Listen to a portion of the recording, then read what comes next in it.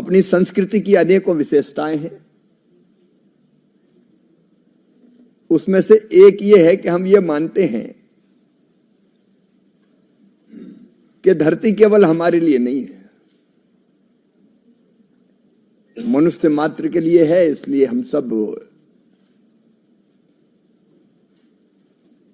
इस धरती को बचाएं। और एक ही चेतना हम सब में है कहीं ना कहीं से, आत्मवत् सर्वभूतेषु का जो भाव है।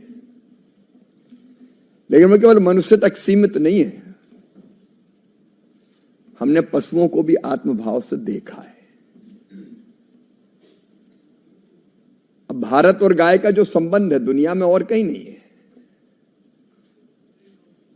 गाय हमारी संस्कृति का अभिन्न अंग है। कई जगह हम कहते हैं 33 करोड़ देवताओं का वास है। भगवान कृष्ण का वो प्रसंग मुझे बार बार रोमांचित करता है, जब उन्होंने जिद की कि मैं भी गौएं चराने जाऊंगा। मना किया, जंगल है, परेशानियां, लेकिन जिद पे अड़ गए कि नहीं मैं तो जाऊंगा। और जब जाने की जिद की तो माँ ने फिर तैयार किया उनको, मोर मुकुट लगाया, कन्हैया को सजाया, बाद में जूती भी पहनाने लगी कि जूती पहन के जाओ। कन्हैया ने कहा मैया मैं जूती तो नहीं पहनूंगा। बोले क्यों? कांटे गड़ जाएंगे, कंकड़ पत्थर है।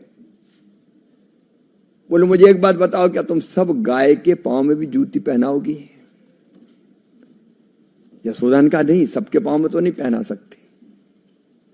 तो उन्होंने कहा जब तक गाय के पांव में जूती नहीं होगी तो मैं भी जूती नहीं पहनूंगा, मैं नंगे पांव ही जाऊंगा। ये एक भाव है हमारा।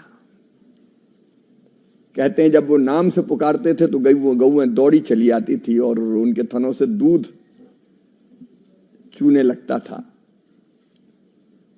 ये भारतीय संस्कृति